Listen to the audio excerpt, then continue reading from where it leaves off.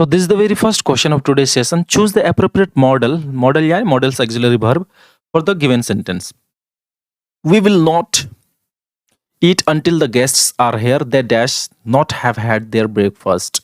देखो हम लोग तब तक नहीं खाएंगे जब तक गेस्ट लोग यहाँ पर है, क्योंकि हो सकता है कि वे लोग ब्रेकफास्ट नहीं किए होंगे। ये कहने का मतलब है, अगर आप ध्यान से इस सेंटेंस को देखोगे तो ये सेंटेंस में ना हैव के बाद हैड लगा है, यानी कि ये वर्ब का थर्ड फॉर्म है, पास्ट टेंस की ओर इशारा कर, मैंने पास्ट की तरफ इशारा कर रहा है। इसलिए जिसका मॉडल ऑक्सिलरी वर्ब लगे ना वो पास्ट होना चाहिए, तो शेल और कैन को एलिमिनेट कर दीजिए। अब शेल का पास्ट टेंस शुड होता है और मे का पास्ट टेंस माइट होता है, लेकिन पॉसिबिलिटी के लिए चूंकि संभावना का बात कर रहा है ना कि वे लोग ब्रेकफास्ट नहीं किए होंगे, तो इसलिए संभावना के लिए माइट का यूज ज्यादा किया जाता है, तो इसलिए हमारा correct answer option 2।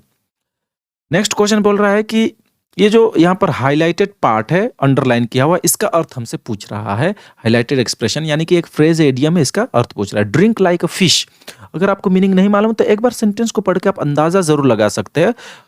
These days the villagers have spotted the fallen hero drink like a fish at the park.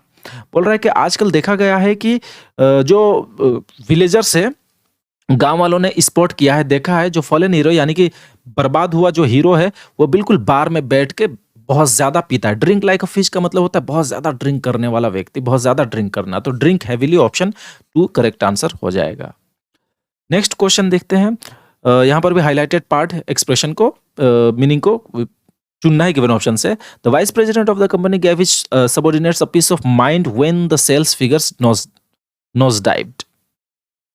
देखो यहाँ पर करेक्ट आंसर क्या होगा, यहाँ पर अगर ध्यान से देखेंगे gave a piece of mind होता है टू समवन, किसी को पीस ऑफ माइंड देना, यानी कि एक्चुअली में उसको फटकार लगाना, डांट लगाना, क्योंकि सेल का फिगर देखो कम हो गया है, तो उसके वजह से वाइस प्रेसिडेंट खुश तो नहीं होगा, अपने सहयोगियों को, काम करने वाले इंप्लॉइज को क्या करेगा, फटकार लगाएगा, डांट लगाए, तो इसलिए piece of mind, to give piece of mind का मतलब हो जाता है रिप्रीमेंड, यानी फटकार लगाना, डांटना, तो ऑप्शन 2 इसका राइट आंसर।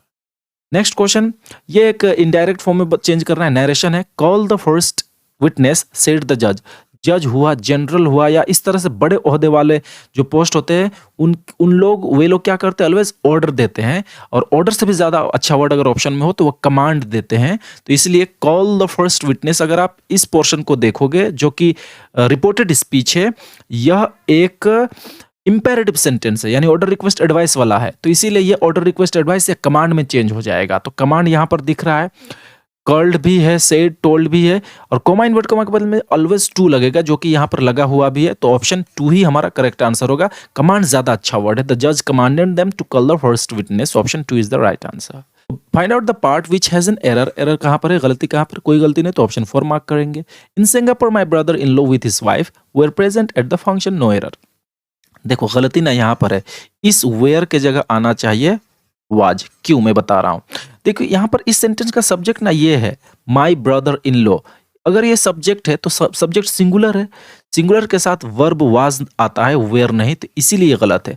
अब कोई बोलेगा नहीं विथ हिज वाइफ, अपने वाइफ के साथ प्रेजेंट था ना इसलिए प्लुरल हुआ, नहीं, जब भी विथ से कोई जुड़ा रहेगा या एज वेल एज से जुड़ा रहेगा या अलोंग विथ से जुड़ा रहेगा, ऐसा कई किस्म के प्रीपोजिशन या किसी और शब्दों से जुड़ा रहता है ना, तो पहला वाला जो नाउन आता है ना, उसी नाउन को हम लोग मेन सब्जेक्ट मानते हैं। तो यहाँ पर main subject my brother in law है, सिर्फ ये है, इसीलिए इसके हिसाब से वर्ब आना चाहिए वाज। तो ऑप्शन कौन सा करेक्ट होगा, ये वाला पार्ट में गलती था, तो ये वाला पार्ट क्या होगा, 3, तो आंसर इसका 3 हो जाएगा, बिल्कुल गलत, यहाँ पर 2 टाइप हो गया है, यहाँ पर होगा answer 3 is the right answer. Next question, ये भी इनडायरेक्ट स्पीच में चेंज कर रहा है, नरेशन चेंज है। The king said comma invert comma is there no one who can venture an answer here in the court, question mark. ये जो sentence है ना रिपोर्टेड स्पीच वाला, ये सेंटेंस एक यस नो क्वेश्चन का है, और यस नो क्वेश्चन में सेड के बदले में हो जाएगा आस्क्ड, और कॉमा इन्वर्ट कॉमा के बदले में होता है इफ या वेदर। तो यहाँ पर देखो वेदर भी लगाया गया है, आस्क्ड भी किया गया है, और यहाँ सेड दैट है, तो इसको तो एलिमिनेट शुरू में ही कर देते हैं। अब आते हैं वेदर लिखने के बाद ना जो रिपोर्टेड स्पीच वाला पार्ट रहता है उसको हम लोग असर्टिव में बदलते हैं, यानी कि सब्जेक्ट उसके बाद वर्ब लगना चाहिए, इस तरह से बदलते हैं। तो इज देयर नो वन का हो जाएगा देयर इज नो वन, और हम लोग देखो यहाँ पर सेड है, पास्ट टेंस में इसका रिपोर्टिंग वर्ब आर भी, इसीलिए इज का वाज भी करना होगा, इसलिए यहाँ पर हो जाएगा देयर वाज नो वन। देखो यहाँ पर देखो there was no one, there was no one, और यहाँ देयर इज नो वन, तो इसको भी एलिमिनेट कर दो। उसके बाद देखो हु के बाद कैन एक वर्ब आया हेल्पिंग वर्ब, तो कैन का कुड हो जाएगा क्योंकि पास्ट टेंस में है, तो इसलिए यहाँ पर कुड है सही है, यहाँ पर कुड नहीं है तो इसको भी एलिमिनेट करो। तो अब तो एक ही बच गया, बाकी पढ़ने का भी जरूरत नहीं, तो यही होगा करेक्ट आंसर ऑप्शन 1। और हेयर का भी अदर चेंज या टाइम एंड प्लेस चेंज के हिसाब से देयर होना चाहिए, जो कि यहीं पर भर है, तो इसलिए option 1 is the right answer. Next question number 7, खाली जगह को भरना है। यहाँ पर क्या आएगा, if a river flows above it's banks, अगर कोई नदी अपने बैंक के ऊपर में फ्लो करती बहती है, बैंक कहने का मतलब किनारा, किनारों के ऊपर लबालब बह रही है एकदम, वी से, तब हम लोग क्या कहते हैं, we say that the river is, क्या कहते हैं, ओवरफ्लोइंग कहते हैं, करेक्ट। तो ओवर ऑप्शन 4 में दिख रहा है, option 4 is the right answer. Next question, fill in the blank with the most appropriate prepositions, इसको भरना था।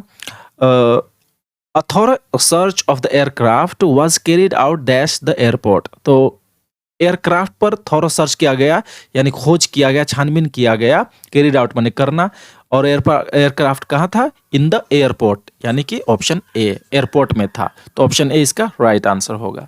Next question, choose the most appropriate determiner से भरना है। ये सारे क्या है, डिटरमिनर से।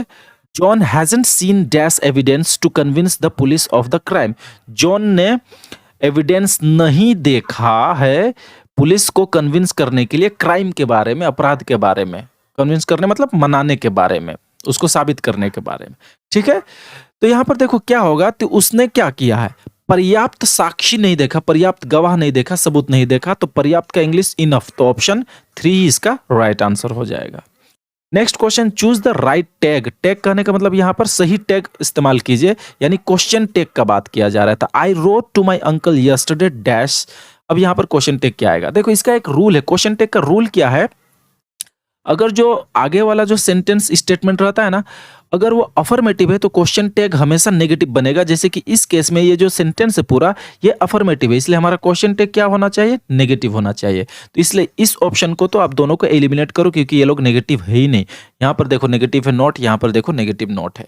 अब क्वेश्चन टैग का स्ट्रक्चर यानी रचना कैसे होता है, क्वेश्चन टैग का स्ट्रक्चर होता है हेल्पिंग वर्ब से शुरू ऑलवेज, और साथ में लगा रहेगा नॉट, क्योंकि नेगेटिव बनाना है तो नॉट लगा रहेगा, और ये हमेशा शॉर्ट फॉर्म में यूज होगा, उसके बाद में सब्जेक्ट आएगा, ये स्ट्रक्चर में होगा, ठीक। लेकिन कौन सा हेल्पिंग वर्ब लगे, हेल्पिंग वर्ब तो बहुत सारा होता है, 20-21 हेल्पिंग वर्ब है इंग्लिश ग्रामर में, तो कौन सा हेल्पिंग वर्ब लगेगा वो बताएगा हमारा आगे वाला सेंटेंस। अगर आगे वाला सेंटेंस को आप ध्यान से देखोगे तो ये एक पास्ट सिंपल सेंटेंस है, पास्ट सिंपल टेंस का है। पास्ट सिंपल टेंस में देखो वर्ब का सेकंड फॉर्म यूज होता है, और पास्ट सिंपल टेंस में डिड यूज होता है as an helping verb, helping verb के रूप में डिड यूज होता है, और डिड का यूज यहीं पर किया गया, इसलिए ऑप्शन 1 ही करेक्ट आंसर होगा। I wrote to my uncle yesterday didn't I, तो करेक्ट आंसर ऑप्शन 1। तो हम लोगों ने टोटल 10 क्वेश्चंस देख लिया, वेरी वेरी इंपॉर्टेंट क्वेश्चन, जरूर आप लोग ध्यान से देखना और नोट बनाना, फायदा मिलेगा डिफरेंट काइंड्स ऑफ एग्जाम्स के लिए।